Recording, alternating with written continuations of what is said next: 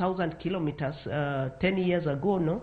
To sani wangi about 350,000 kilometers of line. Mondo mi maintain 350,000 kilometers.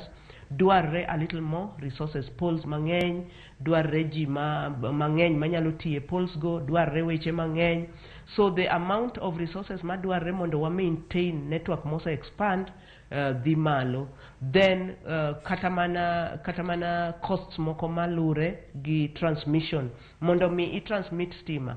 Ing'eyo ni chon ne wan ga gi stima mana Kisumo Mamboleo. Sani wan gi dag stima maduong' Awendo, wan gi dag stima maduong' Ndhiwa. Sani tinde wan gi Sondu Miriu kaebe generate. Mondo umed generate dwarre pesa ma medre. Koro kendo mondo umiu distribute ma retail stima no dwarre pesa ma omedre. Emomiyo koro nengo stima medre matin kawadhi mbele.